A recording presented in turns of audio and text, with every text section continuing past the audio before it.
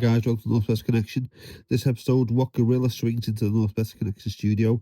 Math rock precision meets primal energy. From glitch trails to gorilla tales, this episode hits hard and roars louder. Tune in, hold tight, and let's get into it. Hi guys, welcome to Northwest Connection. Would you like to introduce yourselves? Yeah, I'm Johnny. I'm in Wot Gorilla, bass and saxophonist. I'm Grant. I play guitar and I do backing vocals. How did the band come together? That's one for you. God, it's a long time ago now. Probably 18 years ago. 18 year, when I joined, the band put an advert out for a bassist. I got headhunted, which was pretty cool. By that point, they'd kind of pretty much got the structure and the songs together. I know Matt, our band leader, let's call him that, basically, knew a lot of people. The drummer at the time was his old drummer from his previous band, and Farney, who was like second guitarist at that point, basically. So, yeah, I was brought in. Yeah, we cracked on with releasing an EP. I say the rest is history. So you've already mentioned it there. Obviously, there's more in Wot Gorilla than just the two of you. Who are we missing tonight? Matt, the lead singer guitarist, and Jason, our drummer. And where did the band name come from? It's a Genesis track. Yeah, Wind and Wuthering. So for any Genesis fans out there, I think when they were plumbing the depths of like song titles from like Genesis albums, they were trying to see what worked best. So I think it might have been pretty close to like Fountains of Salmacis or something like that. So yeah, but Wot Gorilla, ended up in stuck. So it was Wot Gorilla before I joined as well. So I'm glad it was a conversation. Joining a band with a name already is like makes it. Yeah. So. In fairness as well, we were talking about doing like a whole rebrand thing before we did the new album, and we just could not decide on a new name, so we just stuck with Wot Gorilla. So there was no other Genesis tracks that would work for it then, no? We went through all sorts and just nothing stuck, nothing felt right. Yeah, did revisit it, but yeah, it's like when it comes back around to it, it's like, Wot Gorilla's cool. Like, we thought it was cool, yeah. Where are you guys based? We're Halifax, West Yorkshire. Not too far away. Nah. Where are you guys? We're just over the other side of the Pennines, just out in between Liverpool and Wigan, should we say. Okay.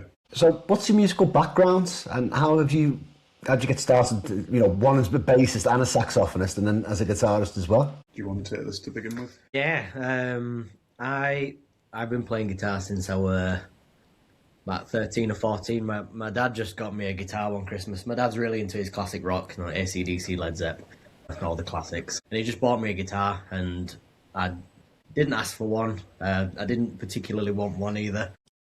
But I just took to it, and I enjoyed the music that he listened to. So I some of my biggest inspirations are people like Jimmy Page and Angus Young. If I tilt that way a bit, if you move your head, Johnny, Gibson SG there, that's Angus Young's fault. They all look like left-handed guitars, don't they? But yeah, I just took to it. I guess I had a bit of a natural talent for it, so it pretty much steered my entire life. Did that moment just guitar for Christmas That you didn't even want. Say again. That you didn't even want. Yeah, that I didn't even want. Yeah. But yeah, and then tastes develop as you grow and you start listening to your own music. So I started getting into more like progressive stuff. One of the first bands that I can note that got me into that direction are Coheed and Cambria. And they're one of my favourite bands. I absolutely love them. Anytime they're over here, I'll go out of my way to try and see them. But then that obviously led on to more down the progressive side of music. And that's pretty much in a nutshell where I got into it. Like, I learned to play saxophone like before I did like bass. My background was through like wind instruments. I remember playing recorder from like 7, went through to clarinet, went through to saxophone. Again, like a lot owed to like the teacher that I had at the time, where I learned later on in life he's actually like one of Jamiroquai's saxophonists. So that's pretty cool. I didn't know that. Yeah, it's wicked, isn't it? And around about 16 I started playing bass. I'm going to say about 16, 17. Yeah, it was, I'd learned instruments, learned a bit of piano and stuff like that, and I think I remembered being mates with someone at the time, and like Grant said, like I was getting into music a bit more of my own, like finding stuff, and I just twigged with a mate, and I was like, oh, do you know what, let's make a band kind of thing. And we're like, well, okay, there's 2 of us, so at least one of us got to be the guitarist, the other one's got to be the bassist. Who's going to be what? And I was thinking, please let me be the guitarist. he chose guitar before I did. I was like, okay, I guess I'll go with bass. Yeah, I got a Tanglewood, great, interesting bass to begin with. So, yeah, and it's like from there it just developed, and yeah, it's been quite a long time now, to be fair. So, yeah, it's like a lot of self-taught on the bass as opposed to like classically trained on the saxophone, but trained a lot on like improvisation and stuff like that. So I think that kind of helps with like bringing ideas to the table and stuff. So, yeah. And how was that journey though, going from a classically trained or structured training regime with the saxophone and the other woodwind instruments, and then teaching yourself how to play the bass? It felt quite natural, to be honest. Like I said, like by that point in time, like I was generally quite musical anyway, so just picking stuff up and being able to mess around with it was such good fun. Grant and I went to the same school, although like I'm way older than Grant, and it'd be like one of those places where you go in and there'll be like all the percussion stuff on the wall, and you just be like, oh, I'm just gonna pick up some claves and give that a whack. Oh, there's a keyboard over there, I'll give that a play. Oh, look, there's the DJ button. Oh, there we go. But yeah, I never, it was just fun. Like, it's very different in my mind. The obviously basses and guitars and stuff like that versus the wind instrument. So to me, it makes more sense in my mind that I've got to be taught in such a way for the sax. So I say it came a long way, but I do feel like it gave me an ear to be able to hear what was good. Yeah. And who would you say your biggest musical influences individually? Oh man, Boyd and Cambria, definitely one of them. I'm into a lot of like post-hardcore emo bands like Circa Survive and Say a Sin. I think you can hear that in your sound. Can you? Well, that's good. Yeah, Matt's. But we're all into quite a lot of the same stuff. Obviously, we may have like. Yeah. Yeah. I definitely had the Colleague and Cambria vibe, and then I'd say some Glassjaw as well. Yeah. We get that a lot, but I mean, we are big fans, so it's absolutely. But yeah, I think for me it was like Ocean Size is a big influence of ours altogether. Just love that. I don't know, love their approach to it. Obviously, a bunch of us are a lot of Radiohead fans. Yeah, for me personally, big fan of Rush as well. That plays a lot into my usual bass sound nowadays, because it's just literally just the classic bass sound from like prog 70s prog. Yeah. Back then, jazz basses and Rickenbackers and stuff like that. So yeah, that's a big influence for me. And so, how would you describe your sound to somebody who's never heard Wot Gorilla before? Nonsense is a good starting point. It changes every time, and I think we've broken it down into. I mean, it does feel a bit more post-hard. It's like post-hardcore-y, proggy, math rocky, emo. Yeah, it's a big stirring pot of stuff, because we're never like sticking to the same thing. It's definitely heavier than what we used to be, so I think less of the math, but yeah, again, leaning more on the post-hardcore stuff. So yeah, and I don't feel that would help anyone, given that description. So you took 14 years between releases as well.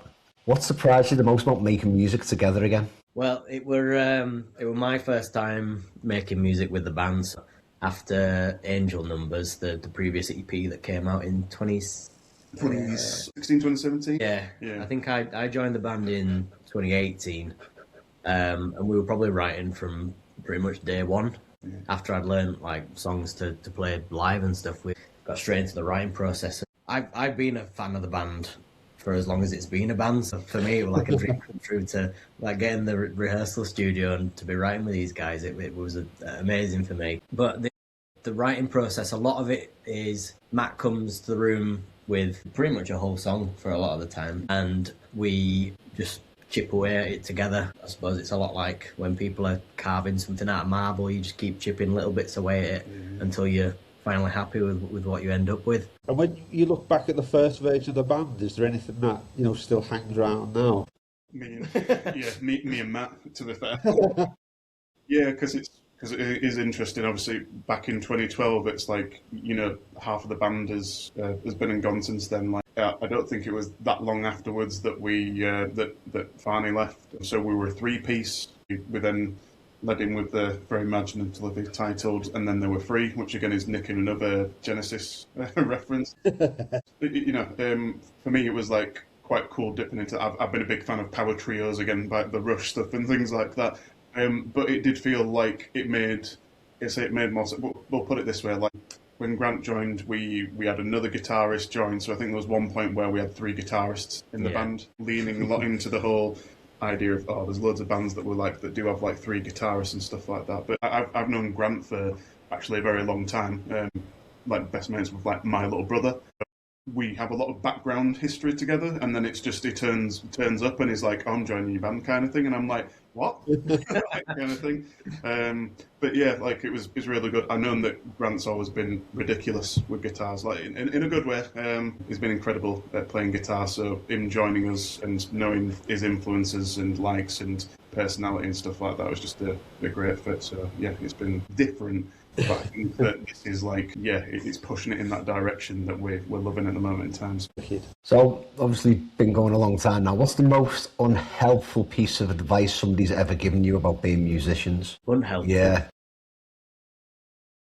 That's a good one. Yeah, it's a good question. It's a real thinker, that one, isn't it? I think something that dwells a lot on, I think in particular Matt's mind, is like in trying to get yourselves to be popular, you have to think about what you're writing, or even indeed like how long a song is when you're writing it. And I remember when we did a recording of a song for like quite a while back. I think it was Joints, which is probably going back to like 2014, back when we did the Power Trio thing. And I think the general advice we were given is, you got to try and make it a bit more radio friendly and make it a bit shorter kind of thing. Yeah. And we're like, okay, we'll seek guidance around that. And the funny thing was, I remembered that we did snip it down and we tried to make it a little bit more, I wouldn't say accessible, but tried to make it a little bit more kind of radio friendly. And then we'd got it in the bag and everything. And then we said to the producers saying like, what do you think? Do you think it'll go on radio? And they're like, no. So since then it's just been at least 5-minute progs. That was a strange bit of advice, if anything. So yeah. And when someone hears Wot Gorilla for the first time, what do you hope hits them first? I guess it depends on the listener. I mean, you'd like to think that they like what they're hearing, but I appreciate that it's quite a niche genre, so it's not going to be too. Yeah. I don't know what in particular I'd like people to hear from it. I guess we put a lot of work into. There's a lot of complex rhythms in what we do, and we do some pretty daft syncopations and stuff. So I guess kind of recognizing that we have put quite a bit of hard work into those sections. Well, the entirety of the songs, not just bits like that, but we put a lot of hard work into, especially this latest album. So if someone recognizes something as small as that, then it'd be most appreciated. So people take note. Yeah, I know. So you've mentioned there a lot of chopping and changing with the songs on whether or not it's on advice and recommendations. When do you know when a song's finished? The age-old question is that, isn't it? Honestly, there's still songs that we have which are probably 9 years old, and we're still like, can we do this at the end instead, kind of thing. That is terrible for it. Yeah. I suppose we're all bad for it, though, I think. Yeah. This will be good. What about, it's just little things. To be fair, keeps it fresh. Yeah, I suppose it comes like part and parcel of being a creative person. You do want to tinker with these things. Yeah, it's a difficult one to call. I think there is a general consensus of something just kind of feeling right when you get to the stage of the song where you have to put the pen down. But I don't think there is a golden rule of what you would call a finished when the feeling's right on it. You usually test your songs as well live before you record them? We did, yeah. A lot of it, playing them round and round in the rehearsal room until it felt right. But we did take them live for quite a while before we had them recorded. I guess crowd response is a big one for like, do bits feel like they're dragging? Does it feel like we can maybe cut that bit because no one gives a shit? Yeah, we were quite a bit of time playing them live before we had the recordings down. Yeah, definitely. That was intentional or not, or again, like the timing wise because of pandemic and lockdown and stuff like that. Yeah. But at the end of the day, I think a lot more thought went into the process. Yeah, how it sounds live.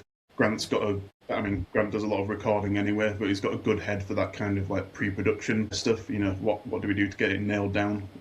Click tracks, things like that, just to make it more polished. And again, that's another evolution for us, just as part of the whole thing. Really, was like going in that direction, trying to make sure it's a bit more polished, a bit more fluid. And I think we've pretty much nailed it at the moment in time. But there's always room for improvement. So.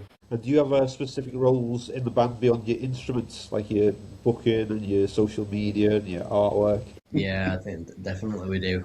I mean, like Johnny said, I do a lot of productions when it comes to things that we're using from a live perspective. We use an ear monitoring system, and I think I'm the only person in the band that knows how it works. Everyone else is like old man mentality, where it's kind of like, how does this work? What is it? Let me do that, Yeah. So yeah, I take a hand of a lot of the production stuff. You're a merch man, aren't you? Yeah. Pretty much. My setup's not that big or onerous or anything like that, so it's like, right, I'll just get over that. And there's something quite satisfying about setting stuff up and putting a bit of effort into it. So. But what's the one job that nobody in the band wants to do, and somebody always ends up having to do it?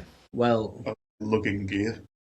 Yeah, carrying the in-ear rack because it's the heaviest thing in the world. There's two bits of gear, which is, as you say, the in-ear rack, which is it's big and it's bottom heavy, so love it when you're carrying stuff where you're like off balance anywhere, and the body bag, stuff for like drum stands and things like that. Yeah, all the hardware. He's got about 50 million cymbals, so he's got loads of hardware. Yeah. It all goes in one bag, and it weighs like the same as a Toyota Corolla or something. Ridiculous.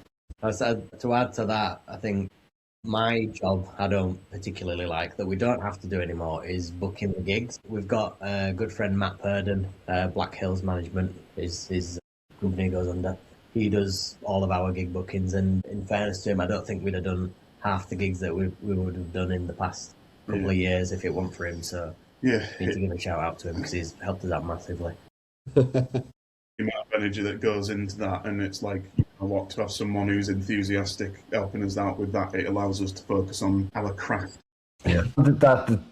The level of gigs, or the variety of gigs in different towns and cities, has that improved with Matt taking over that for you? Yeah, absolutely. Yeah. I think we were pretty limited to like Sorby Bridge, which is a small town.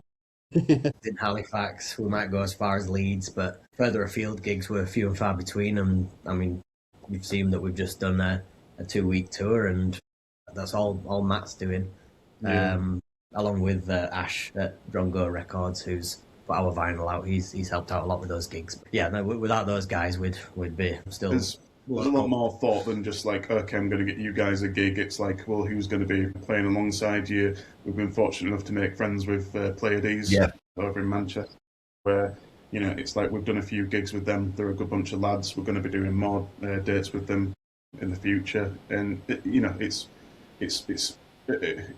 even trying to get better gigs or more appropriate gigs. Again, it's kind of taken away from us, but we know it's in good hands because we're getting that. Hello. That was an improvement. It's about to happen 1 week. It's funny, I saw like some videos about like cats walking on like people's things, like during lockdown when they're doing like the weather and stuff like that. So we're talking of live gigs. What's your favourite memory from a live performance so far? For me, like, we've played Luton twice. Don't think I've never played Luton before, never been to Luton personally. The first time we went was absolutely incredible reception. Like, the energy that you get off the crowd and everything like that, it's one of those where I was like, man, it's so good. It makes you want to give it your all, put a bit more. It's not that necessarily when you're at a gig you don't want to put effort into it, but when the crowd's receptive and you're like, yes, turning it and everything. It feeds Everyone was lovely afterwards as well. And we were like, man, we'll be lucky if it gets to be like that again. And it's like, exactly the same reception. It's like, holy crap, just so good.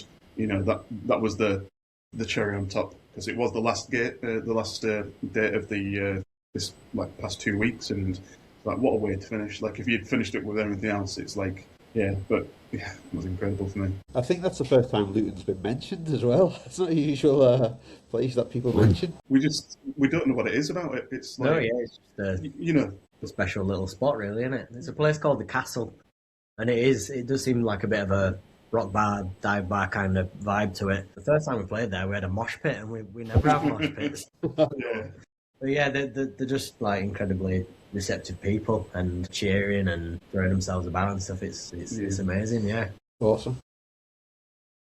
The like go somewhere so far from home to have that kind of reception. It's an amazing feeling. So, have you just been out on this 2-week foot tour? Have you got a memorable journey that you've had to a gig? You can tell me about Arctangent. God. Yeah, so this is going back a few years. The only time we played Arctangent, and I'll be honest, I'm trying to remember the year that it happened. Probably was 2016, actually, maybe. So it was just an absolute shitstorm. Matt was already there. He'd taken some of his gear down with him, so can you imagine what it's like to lug around like an £800 guitar around a festival for like 3 days or something like that? I've no idea what we were thinking. Me and Jason, let's say we're only 3 of us at that point. Jason drove down in his car, but for context, which is important, a brand new white Volkswagen Polo. That's important. We had a good journey down, to be fair. Quite chilled. I'd had a few beers in the car to loosen up because it's like, festival and stuff like that. It turned out that we got there late, so Matt was having a panic. When we got there, went into the wrong field, and by the time we got around setting up, we were, Matt was having, a bad one. Yeah, I was going to say a bad one. I was like getting, really into it, but I don't know if Jason had a great time because of his car. We had a friend of ours, Ryan, who was going to join us on one of the songs, and again, that was going to be a good setup. The setup itself felt quite awkward. When we got playing, it felt a bit stop-start-ish kind of thing. But when we got into it, the gig was good, right? Like, we played well, we were received well and everything. Ryan's guitar, it fell apart, like, for want of a better word. But there was like a point where we're like, oh, we'd like to welcome on stage Ryan, give it up for Ryan kind of thing. And then he's like there going like... Two pieces of guitar. It's like and we're like, okay, well, I guess we'll play that without him and everything. Yeah, Matt had a meltdown afterwards. When we tried to get out of the field, Jason's car just got stuck. Yeah. It had been raining the day before. Muddy field, beautiful, white, pristine, white car and everything. Yeah, he wasn't happy. So, yeah, that was at least the gig. But, experience was a bit... To be fair, I don't think you can win at Arctangent. I was there last year and it was absolutely baking. And I got back to my car and it was just like a 2-inch layer of dust over the entire thing where it had been parked for 4 days.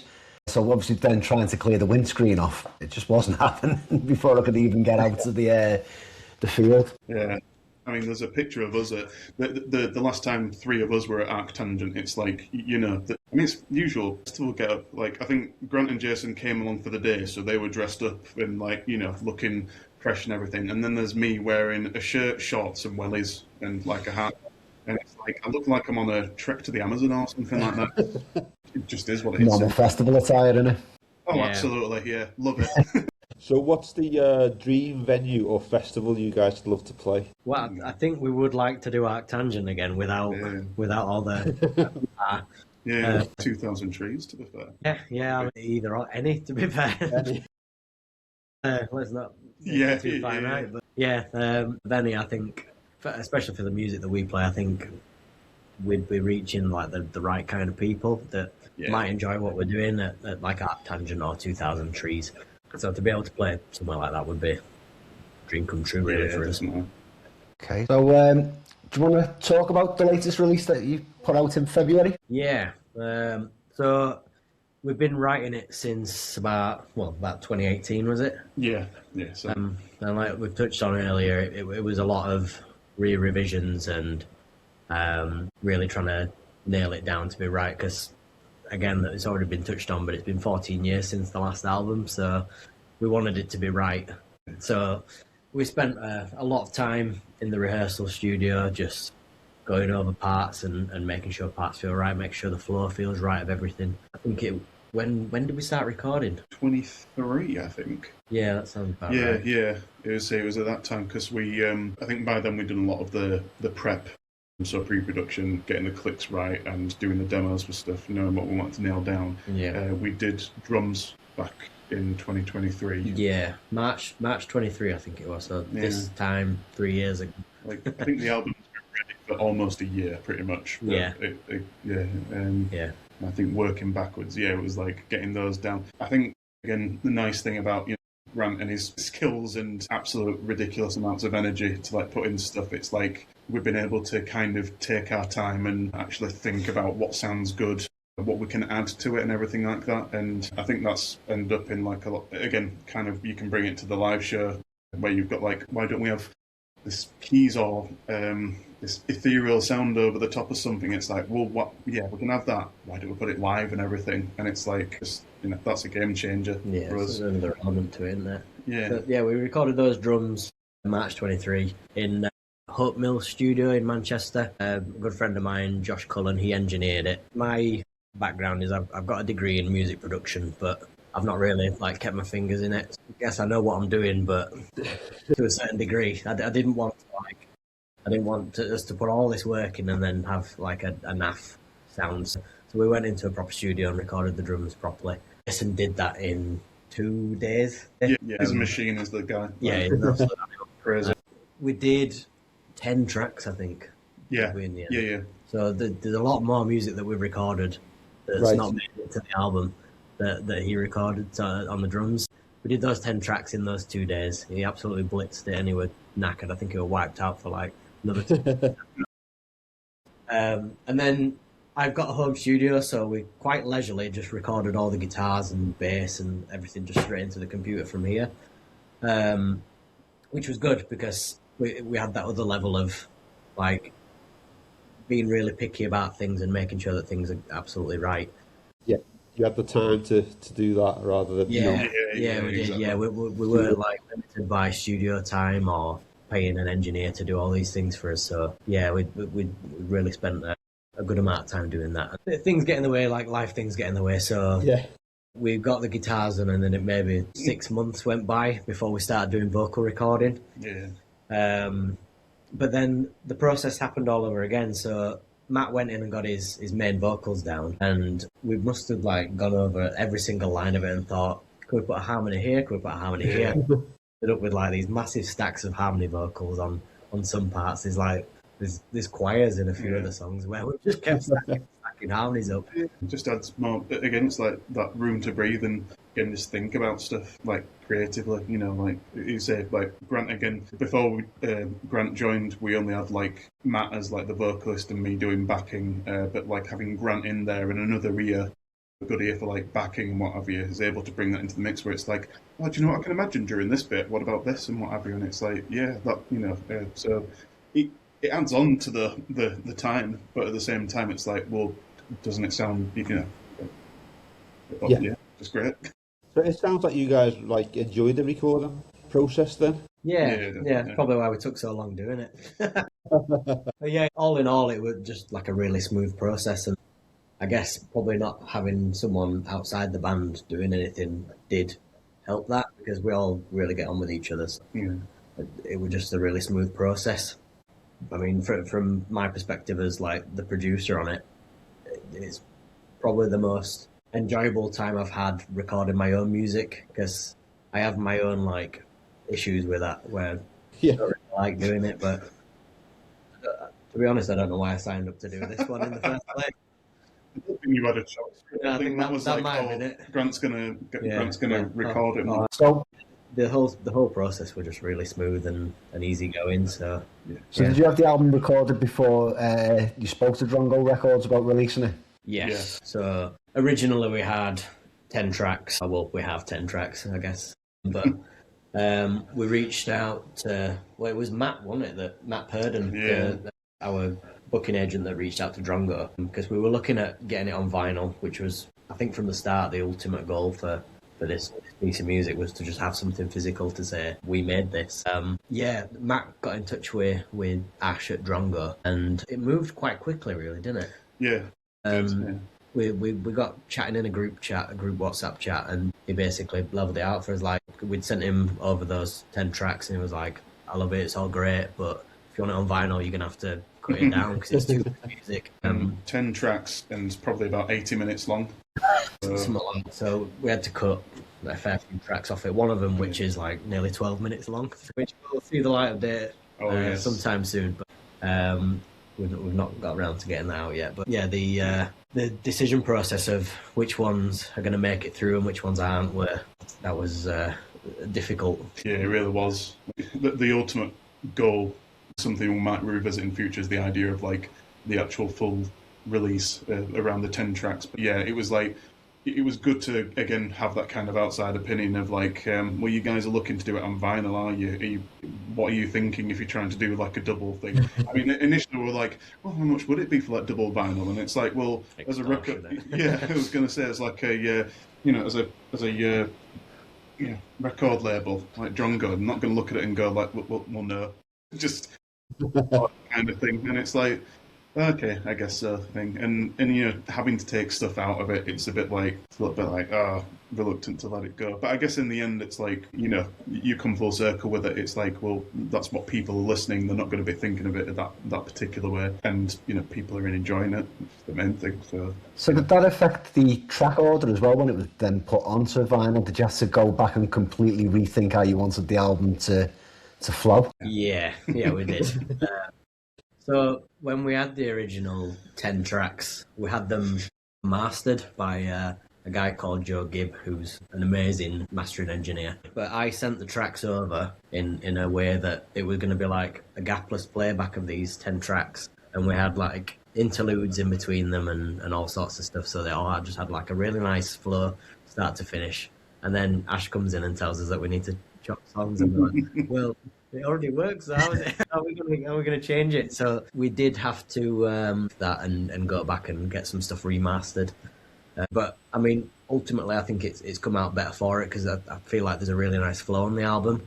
Because with the varying genres that the songs go through, I think it's got a nice ebb and flow to it. The way that it's structured out now, it all worked out well in the end, I guess. So where do you see yourself in the next 5 years? Do you think you might have another release out in that time?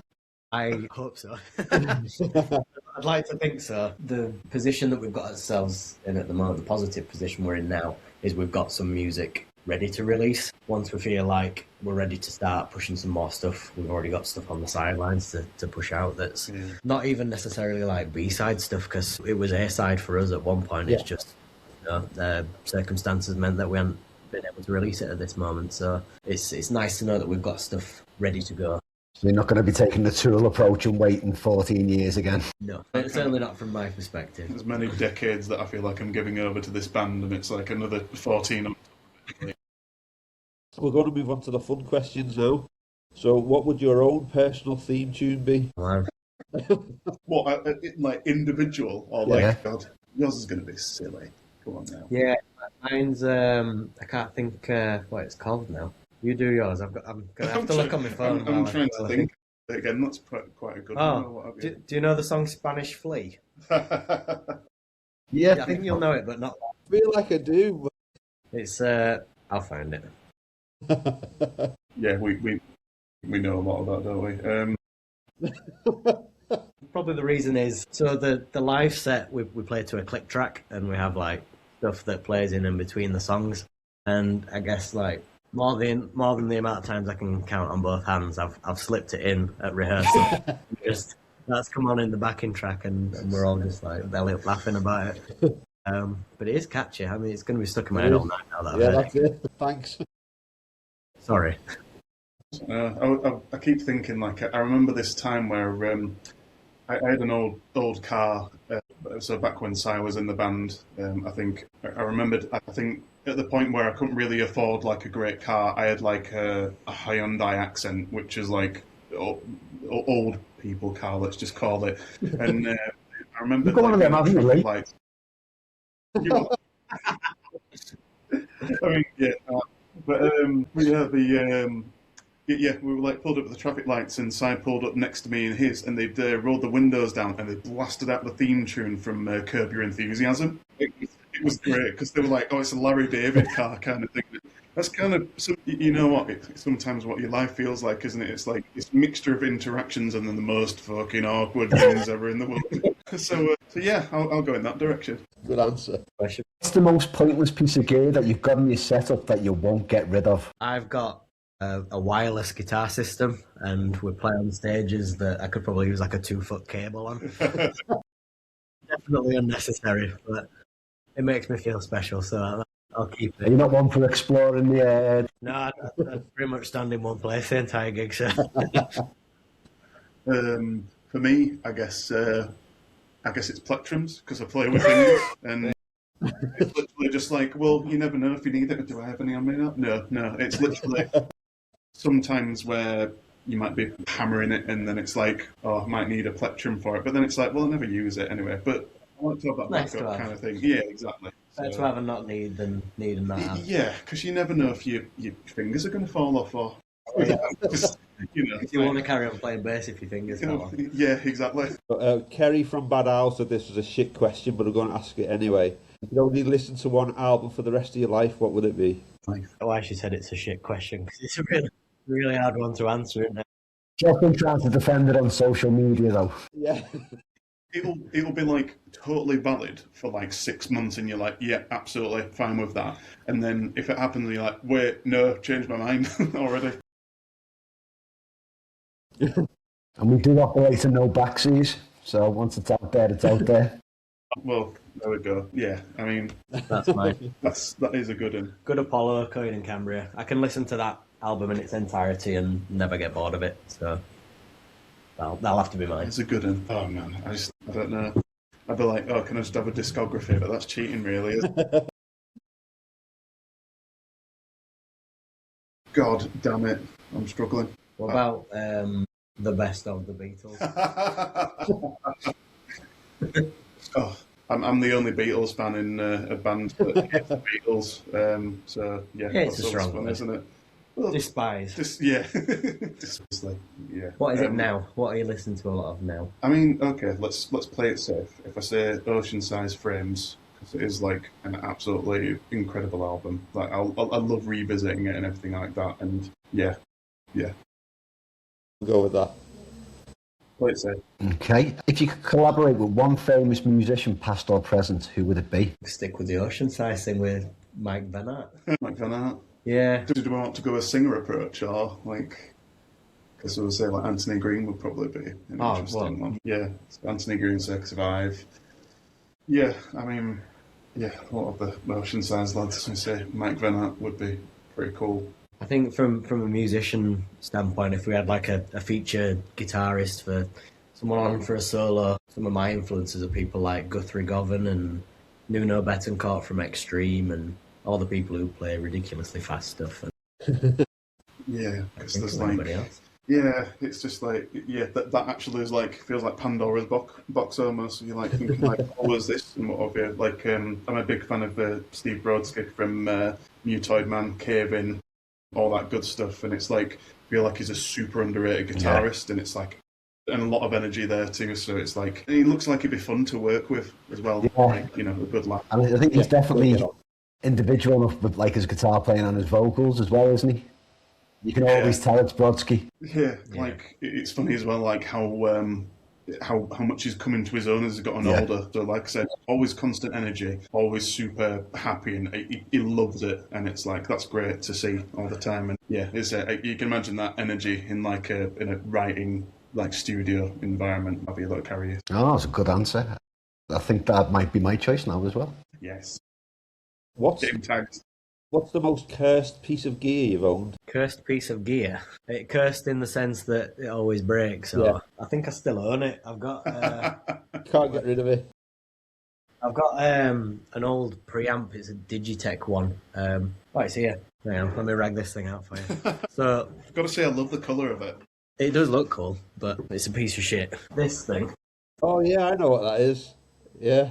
That's my old guitar amp. I had it in a rack case with a Marshall power amp, and there's something wrong with it where you can be playing for 5 minutes or you can be playing for an hour, and it'll randomly just power off.